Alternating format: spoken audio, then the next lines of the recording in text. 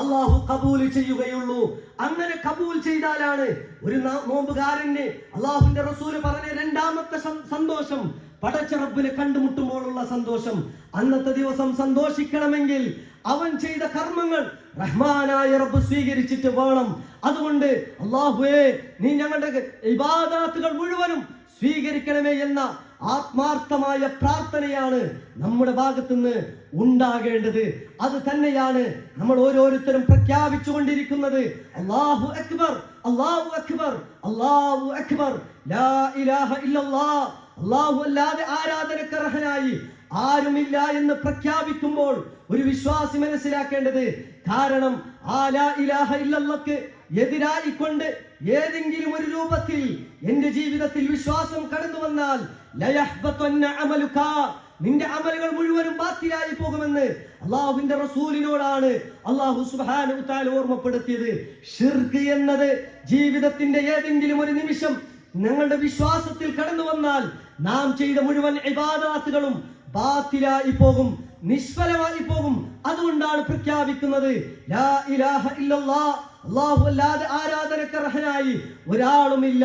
എന്റെ ബുദ്ധിമുട്ടുകളും എന്റെ ആവലാദികളും എന്റെ ബേജാറും എന്റെ സങ്കടം എന്തൊക്കെയുണ്ടോ അതൊക്കെ പടച്ച റബ്ബിന്റെ മുന്നിൽ മാത്രമാണ്. ഞാൻ സുജൂദ് ചെയ്യുകയാണെങ്കിൽ റഹ്മാനായ റബ്ബിന്റെ മുന്നിൽ മാത്രമാണ്.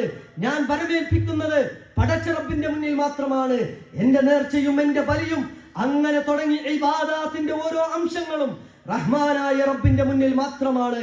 കാരണം അല്ലാഹു സുബ്ഹാനഹു വ തആല നോമ്പുമായി ബന്ധപ്പെട്ട വചനങ്ങൾ പറയുന്ന കൂട്ടത്തിൽ ഓർമ്മപ്പെടുത്തിയത് വഇദാ സഅലക ഇബാദി അന്നി ഫഇന്നി ഖരീബ് ഉജീബു ദഅവത ദാഇ ഇദാ ദആൻ എന്ന് പറഞ്ഞുകൊണ്ടുള്ള വചനം. നിന്നെ എന്റെ അടിമ നിന്നോട് എന്നെ കുറിച്ച് ചോദിച്ചാൽ പറഞ്ഞു കൊടുക്കൂ റസൂലേ, ഞാൻ വളരെ അടുത്തുണ്ട്, അവൻ എന്നോട് പ്രാർത്ഥിക്കട്ടെ, ഞാൻ അവർക്ക് ഉത്തരം നൽകാം. കാരണം നമ്മുടെ പ്രയാസങ്ങൾ അറിയുന്ന, ബുദ്ധിമുട്ടുകൾ അറിയുന്നവൻ ആരാണോ അവനോടാണ് നാം സഹായം തേടേണ്ടത്, അവനോടാണ് നാം പ്രാർത്ഥിക്കേണ്ടത്. അതാണ് ഇന്നത്തെ ദിവസം പ്രഖ്യാപിച്ചു കൊണ്ടിരിക്കുന്നത്. ലാ ഇലാഹ ഇല്ലല്ലാഹ്, അല്ലാഹു അല്ലാതെ ആരാധനക്കർഹനായി ആരുമില്ല. ആരെങ്കിലും ഉണ്ട് ഇബാദത്തുകൾ നൽകാൻ അർഹപ്പെട്ട ഏതെങ്കിലും ഒരു ശക്തിയുണ്ട്, വ്യക്തിയുണ്ടെന്ന് വിശ്വസിച്ചാൽ അവന്റെ നമസ്കാരവും അവന്റെ ഖുർആനോത്തും അവന്റെ നോമ്പും മുഴുവനും നിഷ്ഫലമായി പോകും. അതുകൊണ്ടാണ് ആ പ്രഖ്യാപനം. അത് മാത്രമല്ല അല്ലാഹു സുബ്ഹാനഹു വ തആല ഓർമ്മപ്പെടുത്തിയത് വലിതുക്മിലുൽ ഇദ്ദ വലിതുകബ്ബിറുല്ലാഹ അലാ മാ ഹദാകും, ആ എണ്ണം പൂർത്തീകരിക്കുവാനും അല്ലാഹുവിനെ തക്ബീർ ചെയ്യുവാനും എന്തിനു വേണ്ടി? അലാ മാ ഹദാകും, നിങ്ങൾക്ക് ഹിദായത്ത് നൽകിയതിന്റെ പേരിൽ. ഏതാണ് ഹിദായത്ത്? ഏറ്റവും വലിയ ഹിദായത്ത് ഇസ്ലാം എന്നതാണ്. ഇസ്ലാമിന്റെ ഏറ്റവും അടിസ്ഥാനപരമായ കാര്യം അത് ലാ ഇലാഹ ഇല്ലല്ലാഹയാണ്. കാരണം ലാ ഇലാഹ ഇല്ലല്ലാഹ് നിന്ന് തെറ്റിപ്പോയ ആളുകൾ, ഇസ്ലാമിൽ സ്വീകരിക്കാത്ത ആളുകൾ, അവരുടെ ഇബാദത്തുകളൊക്കെ ഒന്നെടുത്ത് പരിശോധിച്ചു നോക്കൂ. എത്ര മേച്ചമായതാണ്, എത്ര മോശപ്പെട്ടതാണ്, കണ്ടാൽ തന്നെ അറുപ്പും വെറുപ്പും തോന്നുന്നതാണ്. എന്നാൽ ഇസ്ലാം അതല്ല. ഇസ്ലാം പഠിപ്പിക്കുന്നത് ലോകത്തെ സൃഷ്ടിച്ച, ലോകം മുഴുവൻ മനുഷ്യരെയും സൃഷ്ടിച്ച, എല്ലാ പടപ്പുകളെയും സൃഷ്ടിച്ചവൻ ആരാണോ അവനെയാണ് ഇബാദത്ത് ചെയ്യേണ്ടത്. അതാണ് ഇസ്ലാമിന്റെ കൽപ്പന.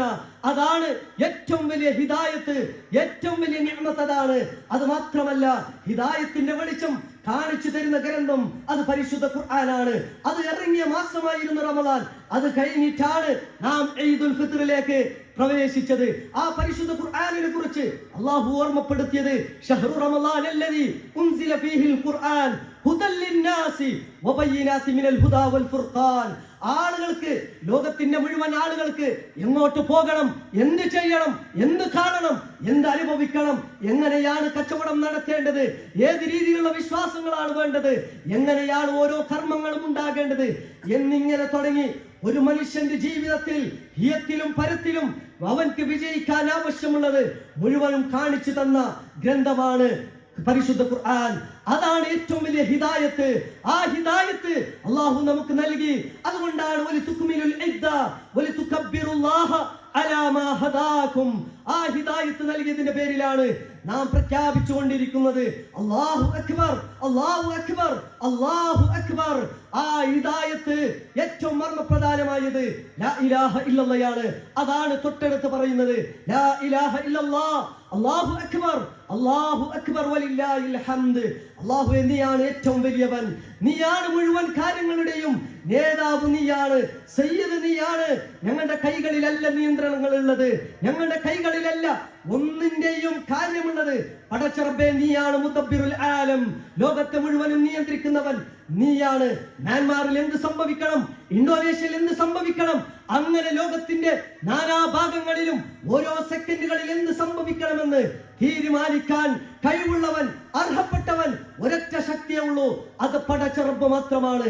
അതാണ് പ്രഖ്യാപനം. അത് മാത്രമല്ല, എന്റെ ജീവിതത്തിൽ എന്ത് നോക്കണം, എന്ത് കേൾക്കണം, എങ്ങനെയാണ് ഞാൻ ജീവിക്കേണ്ടത് എന്ന് തീരുമാനിച്ച് തരാൻ അർഹപ്പെട്ടവൻ നീ മാത്രമേ ഉള്ളൂ. എനിക്ക് തീരുമാനമെടുക്കാൻ കഴിയില്ല, എന്റെ ഇഷ്ടത്തിനനുസരിച്ചുകൊണ്ട് ജീവിക്കാൻ കഴിയില്ല. അള്ളാഹു നമ്മോട് കൽപ്പിച്ചു, ഫജ്റിന് മുമ്പ് നിങ്ങൾ ഭക്ഷണം കഴിക്കണം, ഫജ്ർ കഴിഞ്ഞാൽ നിങ്ങളൊന്നും കഴിക്കാൻ പാടില്ല, മഗ്രിബ് വരെ എന്ന് കൽപ്പിച്ചു. അത് പാലിച്ചു നാം. രാത്രി എഴുന്നേറ്റ് നിന്ന് നമസ്കരിക്കാൻ പറഞ്ഞു, അത് നിർവഹിച്ചു. ഖുർആൻ പാരായണം ചെയ്യാൻ വേണ്ടി പറഞ്ഞു, അതൊക്കെ നിർവഹിച്ചു. കാരണം എന്താ? എന്റെ ഇഷ്ടത്തിനോ എന്റെ ആഗ്രഹത്തിനോ ഒരു വിലയുമില്ല. ഇത്രയൊക്കെ ചൂടുണ്ടായിട്ട് പോലും അതാ 14 മണിക്കൂറോളം നീണ്ടു നിന്ന ദാഹം സഹിച്ച്, അങ്ങനെ ത്യാഗം സഹിച്ച് നോമ്പെടുത്തത് എന്തുകൊണ്ട്? എന്റെ തീരുമാനത്തിനോ എന്റെ ഇഷ്ടത്തിനോ ഒരു വിലയുമില്ല. റഹ്മാനായ റബ്ബേ, നീ എന്താണോ തീരുമാനിക്കുന്നത് അതിന് മാത്രമാണ് വിലയുള്ളത്. അതാണ് അല്ലാഹു അക്ബർ, അല്ലാഹു അക്ബർ, അല്ലാഹു അക്ബർ എന്ന ആ പ്രഖ്യാപനം. അത് കേവലം റമളാനിൽ മാത്രമല്ല, ഇനി തുടർന്നുകൊണ്ടുള്ള ജീവിതത്തിലും അങ്ങനെ തന്നെയായിരിക്കണം. എന്റെ വസ്ത്രധാരണ എങ്ങനെയായിരിക്കണം അല്ലാഹ് പഠിപ്പിക്കണം അല്ലാഹുവിന്റെ റസൂലിലൂടെ. അത് മാത്രമേ എന്റെ വസ്ത്രധാരണയായിക്കൊണ്ടേ നിലനിൽക്കുകയുള്ളൂ. സ്ത്രീകളോട് പറഞ്ഞു, നിങ്ങൾ ചില ആളുകളുണ്ട്, അല്ലാഹുവിന്റെ റസൂൽ പറയുകയാണ്, വസ്ത്രം ധരിച്ചിട്ടുണ്ടോ എന്ന് ചോദിച്ചാൽ വസ്ത്രം ധരിച്ചിട്ടുണ്ട്, വസ്ത്രം ധരിച്ചിട്ടില്ല എന്ന് ചോദിച്ചാൽ വസ്ത്രം ധരിച്ചിട്ടില്ല. അല്ലാഹുവിന്റെ റസൂൽ തുടർന്നുകൊണ്ട് പറഞ്ഞത്, ലാ യദ്ഖുലുൽ ജന്നത വലാ യജിദുന റീഹഹാ, ആ സ്വർഗ്ഗത്തിലേക്ക് പ്രവേശിക്കുകയില്ല എന്ന് മാത്രമല്ല, കിലോമീറ്റർ ദൂരം വീശുന്ന ആ സ്വർഗ്ഗത്തിന്റെ കാറ്റ് പോലും ആസ്വദിക്കാൻ സാധിക്കുകയില്ല എന്ന് അല്ലാഹുവിന്റെ റസൂൽ പഠിപ്പിച്ചിരിക്കെ, പ്രിയമുള്ള ഉമ്മമാരെ, സഹോദരിമാരെ, അല്ലാഹുവിനോട് ചോദിച്ചത്, അല്ലാഹുമ്മ അദ്ഖിൽനൽ ജന്ന, അല്ലാഹുവേ സ്വർഗ്ഗത്തിലേക്ക് നീ എന്നെ പ്രവേശിപ്പിക്കണേ എന്ന് ചോദിച്ചത് ആത്മാർത്ഥമാണെങ്കിൽ നമ്മുടെ വസ്ത്രധാരണ അല്ലാഹുവിന്റെ റസൂല് പഠിപ്പിച്ചതുപോലെയായിരിക്കണം. അല്ലാഹുവിന്റെ ഹബീബ് എങ്ങനെയാണ് പഠിപ്പിച്ചത് അതുപോലെയായിരിക്കണം. പൂർണ്ണമായും ശരീരം മറക്കുന്ന രൂപത്തിൽ, അവയവങ്ങൾ കാട്ടാതെ, സൗന്ദര്യം കാട്ടാതെ മറ്റുള്ളവർക്ക് ആ രീതിയിൽ എങ്ങനെയാണ് ഇസ്ലാം പഠിപ്പിച്ചത് അത് പൂർണ്ണമായും പാലിക്കാൻ നിർബന്ധിതരാണ്. കാരണം ഇസ്ലാമാണ് ഏറ്റവും പ്രധാനമായ നിഅ്മത്ത്. അത് അല്ലാഹു നമുക്ക് നൽകി. അതിന്റെ പേരിലാണ് തക്ബീറുകൾ ചൊല്ലുന്നത്. അതുപോലെ തന്നെ അല്ലാഹുവിന്റെ റസൂൽ പറഞ്ഞു, ആണിന്റെ വസ്ത്രം ധരിക്കുന്ന പെണ്ണിനെയും പെണ്ണിന്റെ വസ്ത്രം ധരിക്കുന്ന ആളിനെയും അല്ലാഹ് ശപിച്ചിട്ടുണ്ട്. അല്ലാഹുവിന്റെ റഹ്മത്ത് അങ്ങനെയുള്ള ആളുകൾക്ക് ലഭിക്കുകയില്ല എന്ന് അല്ലാഹുവിന്റെ റസൂൽ പഠിപ്പിച്ചിരിക്കെ, ചെറുതല്ലേ ചെറുപ്പമല്ലേ എന്ന് പറഞ്ഞ് ജീൻസും ടീഷർട്ടും ഇട്ട് ധരിച്ചു പോകാൻ ഉള്ളതല്ല നമ്മുടെ സഹോദരിമാർ, നമ്മുടെ മക്കൾ, നമ്മുടെ ഉമ്മമാർ, നമ്മുടെ പെങ്ങന്മാർ. ആ രീതിയിലല്ല. കാരണം നാം പ്രഖ്യാപിച്ചത് അല്ലാഹു അക്ബർ, അല്ലാഹുവേ നീ വലിയവനാണ്, നീയാണ് എല്ലാത്തിന്റെയും ഉത്തരവാദിത്വം നിനക്കാണ്, നീ പറയുന്നത് പോലെ ജീവിക്കാൻ ഞാൻ നിർബന്ധിതനാണ് എന്ന പ്രഖ്യാപനം ആത്മാർത്ഥമാണെങ്കിൽ ആ രീതിയിലുള്ള ജീവിതം കാഴ്ചവെക്കാൻ നമുക്ക് സാധിക്കണം. നമ്മുടെ ഇടപാടുകൾ അല്ലാഹുവിന്റെ റസൂൽ പഠിപ്പിച്ചതുപോലെ ആയിരിക്കണം. പലിശയുമായി ബന്ധപ്പെടാൻ പാടില്ല, മറ്റുള്ളവരെ വഞ്ചിച്ചുകൊണ്ട് പണമുണ്ടാക്കാൻ പാടില്ല, മറ്റുള്ളവരെ പറ്റിച്ചുകൊണ്ട് പണമുണ്ടാക്കാൻ പാടില്ല. നിനക്ക് അർഹപ്പെടാത്ത ഒരു ദിർഹമെങ്കിലും ഒരു ഉറുപ്പയെങ്കിലും നിന്റെ കൈകളിൽ ഉണ്ടാകാൻ പാടില്ല എന്ന് അല്ലാഹുവിന്റെ റസൂൽ പഠിപ്പിച്ചിരിക്കെ, അല്ലാഹു അക്ബർ, അല്ലാഹുവേ നീ വലിയവനാണ്, നീ പറഞ്ഞതുപോലെ ഞാൻ ജീവിക്കും. എന്റെ പണത്തിൽ, എന്റെ സമ്പാദ്യത്തിൽ ഒരു ഉറുപ്പ പോലും അർഹപ്പെട്ടതല്ലാത്തതുണ്ടാവുകയില്ല. അതുകൊണ്ടാണ് കൃത്യമായി സകാത്ത് കണക്ക് കൂട്ടിക്കൊണ്ട് 2.5% കൊടുത്തത്. സ്വതക്കകൾ വർദ്ധിപ്പിച്ചത് എന്തുകൊണ്ട്? എങ്ങനെയെങ്കിലും നരകത്തിൽ നിന്ന് എനിക്ക് രക്ഷപ്പെടണം. അല്ലാഹുവിന്റെ റസൂൽ പറഞ്ഞു, നരകത്തിൽ നിന്ന് രക്ഷപ്പെടുക ഒരു ഈത്തപ്പഴം അത് 2 കഷ്ടമാക്കി കൊടുത്തിട്ടാണെങ്കിലും, അതിന്റെ ഒരു കഷ്ടം കൊടുത്തിട്ടാണെങ്കിലും നരകത്തിൽ നിന്ന് രക്ഷപ്പെടുക എന്ന് അഷ്റഫുൽ ഖൽഖ് മുഹമ്മദ് മുസ്തഫ സല്ലല്ലാഹു അലൈഹി വസല്ലമ തങ്ങൾ പഠിപ്പിച്ചിരിക്കെ, ആ കാര്യത്തിലും എനിക്ക് സമ്പത്തല്ല വലുത്, എനിക്ക് സമ്പത്തല്ല സമ്പാദ്യമല്ല വലുത്, അല്ലാഹു അക്ബർ, അല്ലാഹുവിന്റെ കൽപ്പനയാണ്, അതാണ് വലുത് എന്ന് പ്രഖ്യാപിക്കുകയാണ് മുഅ്മിൻ. മാത്രമല്ല അവന്റെ ജീവിതത്തിൽ ഓരോ നിമിഷവും മാതാപിതാക്കളോട് എങ്ങനെ വേണം, അവരോട് കാരുണ്യത്തിന്റെ ചിറക് വിരിച്ചു കൊടുക്കുകയെന്ന് അല്ലാഹ് കൽപ്പിച്ചു. എനിക്കിഷ്ടമില്ലാത്തത്, എനിക്കരുതാത്തത് അവർ പറഞ്ഞെങ്കിലും അവരെ ഞാൻ പിൻപറ്റും, അവർ പറഞ്ഞതിന് ഞാൻ അനുസരിക്കും. കാരണം അല്ലാഹു അക്ബർ, അല്ലാഹു എനിക്ക് നൽകിയ ഏറ്റവും വലിയ നിഅമത്താണ് മാതാപിതാക്കൾ എന്നത്. എന്റെ ഒരു ഐഡന്റിറ്റിയാണ്. എന്റെ ഉപ്പയും എന്റെ ഉമ്മയും, അവരോട് കരുണ കാണിക്കുക എന്നത് എന്റെ ബാധ്യതയാണ്. ശിർക്കും കുഫറും കൽപ്പിക്കാത്ത കാലത്തോളം അവരെ പിൻപറ്റുക എന്നത് എന്റെ മേലുള്ള ബാധ്യതയാണെന്ന പ്രഖ്യാപനം. അതുകൊണ്ട് പ്രിയമുള്ളവരെ, മാതാപിതാക്കളോടുള്ള കരുണ അത് നമുക്ക് എപ്പോഴും ഉണ്ടാകണം. അവർ പറഞ്ഞതിനനുസരിച്ചുകൊണ്ട് ജീവിക്കുന്നവരാകണം. അതുപോലെ തന്നെ മിസ്കീനുകളെയും ഫക്കീറുകളെയും യതീമീങ്ങളെയും ശ്രദ്ധിക്കണേ എന്ന് അല്ലാഹുവിന്റെ റസൂൽ പ്രത്യേകമായി എടുത്തു പറഞ്ഞ ചില സന്ദർഭങ്ങളുണ്ട്. കാരണം അവരൊരിക്കലും അവരെ മറന്നു പോകാൻ പാടില്ല. കാരണം അല്ലാഹുവിന്റെ റസൂൽ പറഞ്ഞു, യതീം മക്കളുടെ മുന്നിൽ നിങ്ങളുടെ സ്വന്തം മക്കളെ നിങ്ങൾ തലവൊട്ടരുത് എന്ന് പറഞ്ഞതിന്റെ കാരണം എന്താ? അവർക്കൊരു വിഷമം ഉണ്ടാകാൻ പാടില്ല, അവർക്കൊരു പ്രയാസം ഉണ്ടാകാൻ പാടില്ല. എനിക്ക് മാതാവില്ലല്ലോ, എനിക്ക് പിതാവില്ലല്ലോ എന്ന ഒരു സങ്കടം പോലും അവർക്കുണ്ടാകാൻ പാടില്ല. മിസ്കീനുകളുടെ വിഷമം നിന്റെ വിഷമമായി മാറട്ടെ, ഫക്കീറുകളുടെ വിഷമം നിന്റെ വിഷമമായി മാറട്ടെ. അതുകൊണ്ടാണല്ലോ സക്കാത്തുൽ ഫിത്ർ ഓരോരുത്തരും കൊടുത്തവരാണല്ലോ. അതിന്റെ കാരണമായി ഒരു കാരണം അല്ലാഹുവിന്റെ റസൂൽ പറഞ്ഞത് തുഅമത്തുൽ ലിൽ മസാകീൻ, മിസ്കീനുകൾക്കുള്ള ഭക്ഷണമാണ്. കാരണം അന്നത്തെ ദിവസം മിസ്കീനുകളെ മറന്നു പോകാൻ പാടില്ല, അവരെയും കൂടി ശ്രദ്ധിക്കണേ എന്ന് അല്ലാഹുവിന്റെ ഹബീബ് പഠിപ്പിച്ചിരിക്കുകയാണ്. അതാണ് ഏറ്റവും പ്രത്യേകത ഇസ്ലാമിന്റെ. ഓരോ മേഖലകളിലും എങ്ങനെയായിരിക്കണം, ഓരോരുത്തരുമായി ഏത് നിലക്കുള്ള ബന്ധങ്ങൾ ഉണ്ടാകണമെന്ന് അല്ലാഹു സുബ്ഹാനഹു തആല കൃത്യമായി പഠിപ്പിച്ചു. മാത്രമല്ല അല്ലാഹു പറഞ്ഞു, അല്ലാഹു നിങ്ങളോട് ബന്ധം ചേർക്കാൻ പറഞ്ഞ മുഴുവൻ ബന്ധങ്ങളും നിങ്ങൾ ചേർക്കണമെന്നാണ്. ഒരാളോട് പോലും പണങ്ങി നിൽക്കാൻ പാടില്ല, ഒരു മുസ്ലിമിനോട് പോലും പണങ്ങി നിൽക്കാൻ പാടില്ല, കുടുംബക്കാരോട് പണങ്ങി നിൽക്കാൻ പാടില്ല. ഉമ്മയോട് സംസാരിക്കാത്ത, ഉപ്പയോട് സംസാരിക്കാത്ത, മാതാപിതാക്കളോട് പരിഗണിക്കാത്ത, കുടുംബാംഗങ്ങളെ പരിഗണിക്കാത്ത ഒരു അവസ്ഥ പോലും ഉണ്ടാകാൻ പാടില്ല. ആരോടും പണങ്ങി നിൽക്കല്ലേ. കാരണം അങ്ങനെയുള്ള ആളുകളുടെ അമലുകൾ അല്ലാഹു സ്വീകരിക്കുകയില്ല, അല്ലാഹു തടയപ്പെടും. അല്ലാഹു പറയും, അവർ ഏതുവരെ അവർ നന്നാകുമോ എന്ന് നോക്കാം, എന്നിട്ട് മതി അവരുടെ അമലുകൾ പരിഗണിക്കുക. അതുകൊണ്ട് പ്രിയമുള്ളവരെ, നമ്മുടെ നോമ്പും നമ്മുടെ നമസ്കാരം അല്ലാഹു സ്വീകരിക്കണമെങ്കിൽ ആരോടും പിണക്കമുള്ളവരാവരുത് നാം. മറിച്ച് എല്ലാവരോടും അൽ മുസ്ലിം, ഒരു മുസ്ലിം എന്ന് പറഞ്ഞാൽ മറ്റൊരു മുസ്ലിമിന്റെ സഹോദരനാണ്, ഒരു മുഅ്മിൻ എന്ന് പറഞ്ഞാൽ മറ്റൊരു മുഅ്മിനിന്റെ സഹോദരനാണ് എന്ന് അല്ലാഹുവിന്റെ റസൂൽ പഠിപ്പിച്ചിരിക്കെ, പ്രിയമുള്ളവരെ, ആരെയും വിഷമിപ്പിക്കാൻ പാടില്ല, ആരെയും പ്രയാസപ്പെടുത്താൻ പാടില്ല, ആരെയും ബുദ്ധിമുട്ടിക്കാൻ പാടില്ല. നമ്മുടെ പ്രവർത്തനം നാടിനും രാഷ്ട്രത്തിനും അതുപോലെ തന്നെ കുടുംബത്തിനും സമൂഹത്തിനും ഉപകാരപ്പെടുന്ന രീതിയിലുള്ള പ്രവർത്തനങ്ങളാകണം. അത് ഏതിലൂടെ മാത്രമേ സാധിക്കുകയുള്ളൂ? ധാർമ്മികമായ ജീവിതം നയിക്കുന്ന ആളുകൾക്ക് സാധിക്കുകയുള്ളൂ. അധാർമികമായി ജീവിക്കുന്ന ആളുകൾക്ക് അവരെ കൊണ്ട് കുടുംബത്തിന് ഗുണമില്ല, നാടിന് ഗുണമില്ല, രാഷ്ട്രത്തിന് ഗുണമില്ല. ലഹരി ഉപയോഗിക്കുന്ന ആളുകൾ ഇന്നത്തെ കാലഘട്ടം ലഹരി വളരെ വ്യാപകമായി ക്യാമ്പസുകളിലേക്കും സ്കൂളുകളിലേക്കും ചെറിയ മക്കളിലേക്കും എത്തിച്ചെല്ലുന്ന കാലഘട്ടത്തിൽ രക്ഷിതാക്കളെ, നിങ്ങൾക്ക് ബാധ്യതയുണ്ട്. സമൂഹമേ, നമുക്ക് ഓരോരുത്തർക്കും ബാധ്യതയുണ്ട്. കാരണം അങ്ങനെയുള്ള ഒരു ജീവിതം നയിക്കുന്ന ആളുകളെ സംബന്ധിച്ചിടത്തോളം അവർക്ക് നല്ല ഒരു കുടുംബ ജീവിതം ഉണ്ടാവുകയില്ല, അവരെ കൊണ്ട് രാഷ്ട്രത്തിന് ഒരു ഗുണമുണ്ടാവുകയില്ല, രാജ്യത്തിന് ഒരു ഗുണമുണ്ടാവുകയില്ല, കുടുംബത്തിനോ നാടിനോ വേണ്ട വ്യക്തിക്ക് പോലും എന്ന നിലക്ക് ഒരു ഗുണമുണ്ടാവുകയില്ല. അവരുടെ ജീവിതമാണ് നശിപ്പിക്കുന്നത്. അതുകൊണ്ട് പ്രിയമുള്ള യുവാക്കളെ, സഹോദരിമാരെ, സഹോദരന്മാരെ, എല്ലാ ലഹരിയുമായി ബന്ധപ്പെടുന്ന വസ്തുക്കൾ ഹറാമാണെന്ന് അല്ലാഹുവിന്റെ റസൂൽ പഠിപ്പിച്ചിരിക്കെ എങ്ങനെയാ ഒരു മുഅ്മിന്, ഒരു മുസ്ലിമിന് ലഹരി ഉപയോഗിക്കാൻ കഴിയുക? ഇല്ല. അല്ലാഹു അക്ബർ, അല്ലാഹു അക്ബർ. അല്ലാഹുവാണ് ഏറ്റവും വലിയവൻ. അവന്റെ തീരുമാനം എന്താണോ, അവന്റെ കൽപ്പന എന്താണോ അതേ ഞാൻ പിൻപറ്റുകയുള്ളൂ എന്ന പ്രഖ്യാപനം നാം പ്രഖ്യാപിക്കുന്നത് ആത്മാർത്ഥമായിട്ടെങ്കിൽ അതിൽ നിന്ന് നോ പറയാൻ നമുക്ക് സാധിക്കണം. ഇനി വരുന്നത് കല്യാണ സീസണുകളാണ്. ഒരിക്കലും അല്ലാഹുവിനെ മറന്നുകൊണ്ട്, അല്ലാഹുവിന്റെ റസൂലിന്റെ അധ്യാപനങ്ങൾ മറന്നുകൊണ്ടുള്ള ഒരു കല്യാണ വീടുകളുമാകരുത് നമ്മുടേത്. ഓരോരുത്തരും തീരുമാനിക്കുക, ഓരോ ഉപ്പമാരും ഓരോ സഹോദരന്മാരും ഓരോ ഉമ്മമാരും തീരുമാനിക്കുക, എന്റെ വീട്ടിലുള്ള കല്യാണം അല്ലാഹുവിന്റെ റസൂല് പഠിപ്പിച്ചതുപോലെയായിരിക്കും. ഒരു ഇസ്റാഫും ഉണ്ടാവുകയില്ല. കല്യാണത്തിന്റെ തലേന്നും കല്യാണത്തിന്റെ പിറ്റേന്നും കല്യാണത്തിന്റെ അന്നും എന്തൊക്കെ തോന്നിവാസങ്ങളാണ് നടക്കുന്നത്. ആരുടെ വീട്ടിൽ? മുസ്ലിമിന്റെ വീട്ടിൽ. ഏത് മുസ്ലിം?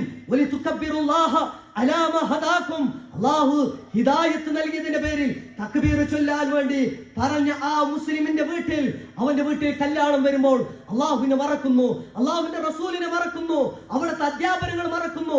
അവർക്ക് എന്താണോ ഇഷ്ടം, മക്കൾക്ക് എന്താണോ ഇഷ്ടം, നാട്ടുകാർക്ക് എന്താണോ ഇഷ്ടം, കുടുംബക്കാർക്ക് എങ്ങനെയാണോ ഇഷ്ടം, അതുപോലെ നടത്തുന്നു.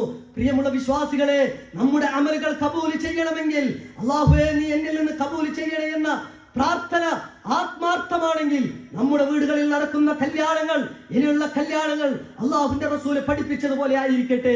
ഒരു തോന്നിവാസം എന്റെ വീട്ടിലുള്ള കല്യാണത്തിന് ഞാൻ നിന്ന് കൊടുക്കുകയില്ല.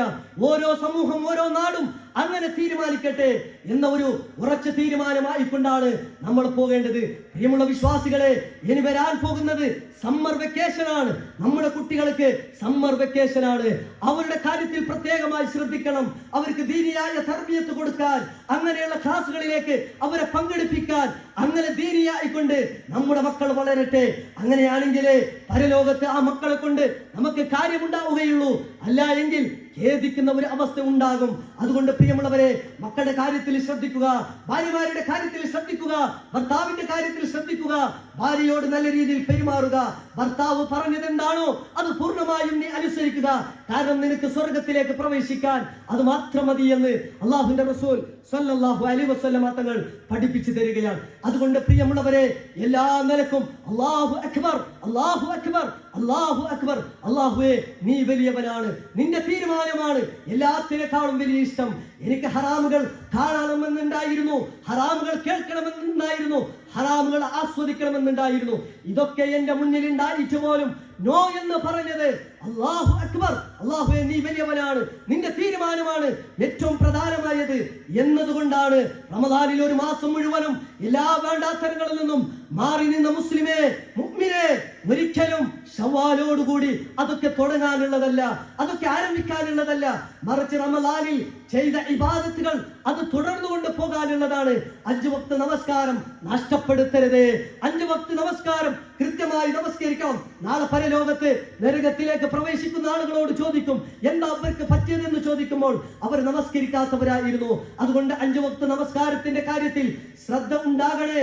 അതുപോലെ തന്നെ ഇനിയുള്ള ശവ്വാൽ മാസം, ഒരു മാസത്തിനിടയിൽ 6 നോമ്പ് നോറ്റാൽ ഒരു വർഷം മുഴുവനും നോമ്പ് നോറ്റതിന്റെ പ്രതിഫലമുണ്ട്. 30 ദിവസം ഒരു മാസം നോമ്പ് നോറ്റ ഒരു വ്യക്തിക്ക് ഇനി ഒരു 6 ദിവസം നോമ്പ് നോൽക്കാൻ വലിയ പ്രയാസമൊന്നുമില്ല. ഈ ശവ്വാൽ മാസം അവസാനിക്കുന്നതിന് മുമ്പായി ഏതെങ്കിലും ദിവസങ്ങളിൽ നോമ്പ് നോറ്റ് തീർത്താൽ മതി. ആ കാര്യത്തിലും ശ്രദ്ധ ഉണ്ടാകണേ. സകാത്തുകൾ, സ്വതക്കകൾ വർദ്ധിപ്പിച്ചു കൊടുക്കുക. പ്രത്യേകിച്ച് അല്ലാഹുവിന്റെ റസൂല് പെരുന്നാൾ ദിവസം പ്രത്യേകമായി കൽപ്പിക്കുമായിരുന്നു സ്വതക്ക നൽകാൻ, ദാനം ചെയ്യാൻ, മിസ്കീനുകൾക്ക്, ഫക്കീറുകൾക്ക് ദാനം ചെയ്യാൻ അല്ലാഹുവിന്റെ റസൂല് പഠിപ്പിക്കുമായിരുന്നു. അതുകൊണ്ട് പ്രിയമുള്ളവരെ, ഇന്നിവിടെ നടക്കുന്ന ധനസംഹാരത്തിൽ നമ്മൾ ഓരോരുത്തരും പങ്കാളികളാവുക. നമ്മുടെ കയ്യിൽ എന്തുണ്ട് അത് സ്വതക്കയാണ്. ആ സ്വതക്ക കൊണ്ട് എനിക്ക് പണം ഇരട്ടിയായേ ലഭിക്കുകയുള്ളൂ എന്ന തിരിച്ചറിവ് നമുക്കുണ്ടാവുക. ഇനിയും സക്കാത്ത് നൽകാത്ത ആളുകൾ അത് കൃത്യമായി കണക്ക് കൂട്ടി കൊടുക്കുക. ഇനി വരാൻ പോകുന്നത് ഹജ്ജാണ്. ഹജ്ജിന് സാമ്പത്തികമായും ശാരീരികമായും ആർക്കൊക്കെ കഴിവുണ്ടോ അവരൊക്കെ ആ തീരുമാനം എടുക്കുക. ഇനിയും കുറച്ചും കഴിയട്ടെ, ഒരു കൊല്ലം കഴിയട്ടെ. നല്ല വീട് പണിയുന്നു, നല്ല വണ്ടി എടുക്കുന്നു, കച്ചവടമൊക്കെ ഉഷാറാക്കുന്നു. ഒരു പ്രാവശ്യമെങ്കിലും ഹജ്ജിന് പോയോ എന്ന് ചോദിക്കുമ്പോൾ ഇല്ല, പോകണമെന്ന മറുപടി അല്ല വേണ്ടത്. കാരണം നിന്റെ വീടിനേക്കാളും നിന്റെ വണ്ടിയേക്കാളും ഏറ്റവും പ്രധാനമായത് ഹജ്ജാണ്. സാമ്പത്തികമായും ശാരീരികമായും ആർക്കൊക്കെ കഴിവുണ്ടോ അവരുടെ മേൽ നിർബന്ധമാണ് ഹജ്ജ് ചെയ്യാൻ. അടുത്ത വർഷത്തേക്ക് കാത്തു നിൽക്കല്ല, ഇനിയൊരു പ്രാവശ്യത്തേക്ക് കാത്തു നിൽക്കല്ല. അപ്പോഴേക്ക് നാം ജീവിച്ചിരിപ്പുണ്ടോ ഇല്ലേ എന്ന് പോലും നമുക്കറിയില്ല. അതുകൊണ്ട് പ്രിയമുള്ളവരെ, ആർക്കൊക്കെ ആ നിലക്ക് കഴിവുണ്ടോ ഇപ്പോൾ തന്നെ തീരുമാനമെടുത്ത് അതിനുള്ള പണികളൊക്കെ നമ്മൾ പുരോഗമിക്കുക. അല്ലാഹുവിന്റെ തൗഫീഖ് ഉണ്ടെങ്കിൽ അവിടെ നമുക്ക് എത്തിച്ചേരാൻ കഴിയും. നമ്മുടെ തീരുമാനമാണ് ഏറ്റവും പ്രധാനമായത്. അതുപോലെ തന്നെ വിശ്വാസികളെ, നാം നന്നാവുക. അങ്ങനെയെങ്കിലേ നമ്മുടെ സമൂഹം നന്നാവുകയുള്ളൂ, നാട് നന്നാവുകയുള്ളൂ, കുടുംബം നന്നാവുകയുള്ളൂ, രാഷ്ട്രം, രാജ്യം നന്നാവുകയുള്ളൂ എന്ന തിരിച്ചറിവ് നമുക്കുണ്ടാവുക. ലോക മുസ്ലിമീങ്ങൾ പല രാഷ്ട്രങ്ങളിലും പല രാജ്യങ്ങളിലും പ്രയാസപ്പെടുന്നുണ്ട്. ഇസ്ലാമിന്റെ ശത്രുക്കൾ. കാരണം ഇസ്ലാമാണ് ഏറ്റവും പ്രധാനമായ ദീനെന്ന് എല്ലാവർക്കും അറിയാം. ഇസ്ലാമിന്റെ ശത്രുക്കൾ എത്ര കണ്ട് വർദ്ധിക്കുന്നോ അത്ര കണ്ട് ഇസ്ലാമിലേക്ക് ആളുകൾ പ്രവേശിക്കുകയാണ്. ഇസ്ലാമിന്റെ ഭംഗി കണ്ടുകൊണ്ട്, ഇസ്ലാമിന്റെ നിയമം കണ്ടുകൊണ്ട് പല ആളുകളും പറഞ്ഞു, ഇസ്ലാമിന്റെ നിയമം എന്താണോ, മുമ്പേ കൊന്ന ആളുകൾക്ക്, മക്കളെ കൊന്ന ആളുകൾക്ക്, അല്ലെങ്കിൽ ഒരു മനുഷ്യനെ മറ്റൊരു മനുഷ്യൻ കൊന്നാൽ ഇസ്ലാമിന്റെ നിയമം എന്താണോ അത് നടപ്പിലാക്കണമെന്ന് പല ആളുകളും ആവശ്യപ്പെടുന്നു. കാരണം എന്താ? ഇസ്ലാം എന്നത് പടച്ച റബ്ബിന്റെ ദീനാണ്. ആ ദീനിന്റെ സൗന്ദര്യം കണ്ടുകൊണ്ട്, ആ ദീനിന്റെ ശ്രേഷ്ഠത കണ്ടുകൊണ്ട് പല ആളുകളും ഇസ്ലാമിലേക്ക് കടന്നു വരുമ്പോൾ ഇസ്ലാമിന്റെ ശത്രുക്കൾക്ക് സഹിക്കുന്നില്ല. ഇസ്ലാമിന്റെ കൊടും ശത്രുക്കൾക്ക് അവർ ഇസ്ലാമിനെ തകർക്കാൻ വേണ്ടി, ഇസ്ലാമിനെ പൊളിക്കാൻ വേണ്ടി, ഇസ്ലാമിനെ ഇല്ലായ്മ ചെയ്യാൻ വേണ്ടി അഹോരാത്രിയും പരിശ്രമിക്കുമ്പോൾ ഒന്നും ബേജാറാകണ്ട. കാരണം ഇസ്ലാം എന്നത് അള്ളാഹുവിന്റെ ദീനാണ്. ഈ ദീനിനെ സംരക്ഷിക്കുന്നത് പടച്ച റബ്ബാണ്. നാം എന്ത് വേണം? യഥാർത്ഥ മുസ്ലിമായി കൊണ്ട് ജീവിക്കുക എന്നത് തന്നെയാണ്. ഇസ്ലാമിന്റെ ശത്രുക്കൾ എക്കാലഘട്ടത്തിലും അവരുടെ പ്രയത്നങ്ങളുമായി മുന്നോട്ട് പോയപ്പോൾ മുസ്ലിമീങ്ങൾ മുഅ്മിനീങ്ങൾ നേരിട്ടത് അവരുടെ വിശ്വാസം കൊണ്ടാണ്, അവരുടെ ഈമാൻ കൊണ്ടാണ്. അത് മാത്രമേ നമുക്ക് സാധിക്കുകയുള്ളൂ. ഫലസ്തീനിലും ഗസയിലും നടക്കുന്ന കാര്യങ്ങൾ നമുക്കറിയാം. എന്തൊക്കെയാണ് ഇസ്ലാമിന്റെ ശത്രുക്കൾ കഴിച്ചു കൂട്ടുന്നത്, കാണിച്ചു കൂട്ടുന്നത്, അഴിഞ്ഞാടുന്നതെന്ന് നമുക്കറിയാം. ഒന്നും ബേജാറാകണ്ട. ഇന്ന മുഅ്ഇദകുൽ ജന്ന എന്ന് യാസിർ കുടുംബത്തെ വിളിച്ചുകൊണ്ട് അല്ലാഹുവിന്റെ റസൂൽ പറഞ്ഞിട്ടുണ്ടെങ്കിൽ അങ്ങനെയുള്ള ആളുകൾക്ക് സ്വർഗമുണ്ട്. അവർക്ക് സന്തോഷിക്കാം, അവർക്ക് ആഹ്ലാദിക്കാം. കാരണം ദുനിയാവിൽ അനശ്വരമായ അല്ലെങ്കിൽ ഒരല്പം കാലം മാത്രമുള്ള ജീവിതമാണ് അവസാനിക്കുന്നത്. അതിന് പകരമായി കൊണ്ട് ലഭിക്കുന്നത് പരലോകമാണ്. നമുക്കെന്താ ചെയ്യാൻ കഴിയുക? അവർക്ക് വേണ്ടി പ്രാർത്ഥിക്കുക, അവർക്ക് വേണ്ടി പ്രാർത്ഥിക്കുക, അവരുടെ കൂടെ. കാരണം അല്ലാഹുവിന്റെ റസൂൽ പറഞ്ഞു, ലോകത്ത് എവിടെയാണെങ്കിലും ഒരു മുസ്ലിം വേദനിക്കുമ്പോൾ മറ്റൊരു മുസ്ലിം വേദനിക്കുന്നു. എന്തുകൊണ്ട്? അൽ മുഅ്മിനു അഖുൽ മുഅ്മിൻ. ഒരു വിശ്വാസി മറ്റൊരു വിശ്വാസിയുടെ സഹോദരനാണ്. ഒരു സഹോദരൻ എവിടെ വേദനിക്കുന്നോ ആ വേദന എന്റെയും കൂടിയാണ് എന്നതാണ് നമ്മുടെ പ്രത്യേകത. അതാണ് മുസ്ലിമിന്റെ പ്രത്യേകത. ഫലസ്തീനിലുള്ള ആളുകളെ, ഗസയിലുള്ള ആളുകളെ നമുക്ക് പരിചയമില്ല. പിന്നെ എന്തുകൊണ്ട് കണ്ണീരിറക്കിക്കൊണ്ട് അവർക്ക് വേണ്ടി പ്രാർത്ഥിക്കുന്നു എന്ന് ചോദിച്ചാൽ നമ്മുടെ സഹോദരങ്ങളാണ്. അവർക്ക് വേണ്ടി പ്രാർത്ഥിക്കുക, അവർക്ക് വേണ്ടി ആത്മാർത്ഥമായി രണ്ട് കൈകളും ഉയർത്തിക്കൊണ്ട് അല്ലാഹുവേ നീ അവരെ സഹായിക്കണേ എന്ന പ്രാർത്ഥനയാണ് നമ്മെ കൊണ്ട് ചെയ്യാൻ സാധിക്കുന്നത്. അതുപോലെ തന്നെ ലോകത്തിന്റെ പല രാജ്യങ്ങളിലും പല രാഷ്ട്രങ്ങളിലും മുഅ്മിനീങ്ങൾ, മുസ്ലിമീങ്ങൾ വേദനിക്കുന്നുണ്ട്. അതൊക്കെ നമ്മൾ പരിഗണിക്കുക, അവർക്ക് വേണ്ടി പ്രാർത്ഥിക്കുക. നമ്മുടെ നാട്ടിൽ അങ്ങനെയുള്ള പ്രയാസങ്ങൾ വരാതിരിക്കാൻ വേണ്ടി നമ്മൾ പരിശ്രമിക്കുക. ഇസ്ലാമിന്റെ ശത്രുക്കൾ പല രീതിയിലും പല കാലഘട്ടത്തിലും അതിനുവേണ്ടി പ്രവർത്തിച്ചിട്ടുണ്ട്. പക്ഷേ ഒരു കാര്യം നമ്മൾ മനസ്സിലാക്കുക, ഈ ദീൻ അല്ലാഹുവിൻ്റെതാണ്. ഏതൊക്കെ തന്ത്രങ്ങൾ ആരൊക്കെ ഉണ്ടാക്കിയാലും അല്ലാഹു ഖൈറുൽ മാകിരീൻ, അല്ലാഹു തന്ത്രം രൂപീകരിക്കുന്നതിൽ അത്യുന്നതനാണ്. ഖൈറായവൻ അല്ലാഹുവാണ്. ജനങ്ങൾ ഉണ്ടാക്കുന്ന തന്ത്രം നിസ്സാരമാണ്. പടച്ച റബ്ബിന്റെ തന്ത്രം അതിനേക്കാളും വലുതാണ്. അങ്ങനെയുള്ള റഹ്മാനായ റബ്ബിന്റെ അടിമകളാണ്. അത് നമുക്ക് ഉള്ള ഒരൊറ്റ പ്രതീക്ഷതാണ്. വഖഫ് ബില്ല് പാസ്സാക്കി കഴിഞ്ഞു, വഖഫ് ബില്ലിന് കൊണ്ടുവരാൻ പോവുകയാണ്. പേടിക്കണ്ട. നമുക്ക് ചെയ്യാൻ കഴിയുന്ന നിയമപരമായ പോരാട്ടങ്ങളും അതിനേക്കാളപ്പുറം ആത്മാർത്ഥമായി പടച്ച റബ്ബിനടുത്ത് കൈകൾ ഉയർത്തി പ്രാർത്ഥിക്കുക. റഹ്മാനായ റബ്ബ് സ്വീകരിക്കും, റഹ്മാനായ റബ്ബ് ഉത്തരം നൽകും. മുജീബു ദുആ റഹ്മാനായ റബ്ബാണ്. ആ റബ്ബിന്റെ മുന്നിൽ കൈകൾ ഉയർത്തി പ്രാർത്ഥിക്കുക എന്നത് മാത്രമാണ്. അതിനോടൊപ്പം അതിനുള്ള നിയമ പോരാട്ടങ്ങളിൽ പങ്കെടുക്കുക, ആ രീതിയിലുള്ള കാര്യങ്ങളിൽ നമ്മൾ ചേർന്ന് നിൽക്കുക എന്നതാണ്. പ്രിയമുള്ള വിശ്വാസികളെ, യുവാക്കളെ, നമ്മെ കൊണ്ട് ഇസ്ലാമിന് ഒരു കോട്ടം വരാൻ പാടില്ല. അവൻ എന്തൊരു മുസ്ലിമാ എന്ന് ചോദിക്കാൻ പാടില്ല. അവന്റെ വീട് ഇസ്ലാമാണത്രേ, അവന്റെ വീട്ടിലുള്ള കല്യാണം കണ്ടില്ലേ, അവന്റെ മക്കളുടെ നടപ്പ് കണ്ടില്ലേ, അവന്റെ സ്വഭാവം കണ്ടില്ലേ എന്ന് ആരും ചോദിക്കുന്ന രൂപത്തിലാകരുത് നമ്മുടെ പ്രവർത്തനം. മറിച്ച് നമ്മുടെ പ്രവർത്തനം മറ്റുള്ളവർക്ക് മാതൃകയാകണം, മറ്റുള്ള സമൂഹത്തിന് മാതൃകയാകണം, മറ്റുള്ള ആളുകൾക്ക് മാതൃകയാകണം. എന്ത് ദീന ഇസ്ലാം, മാഷാ അല്ലാഹ്, അവരെ കണ്ട് നമ്മൾ പഠിക്കണമെന്ന് ഓരോരുത്തരും പറയുന്ന നിലക്ക് നമ്മുടെ വ്യക്തി ജീവിതം, നമ്മുടെ കുടുംബ ജീവിതം, നമ്മുടെ സാമ്പത്തികമായ ആ രീതിയിലുള്ള മേഖലകൾ, നമ്മുടെ സംസാരം, നമ്മുടെ സ്വഭാവം ആ രീതിയിൽ മാറണമെന്നാണ് ഓർമ്മപ്പെടുത്താനുള്ളത്.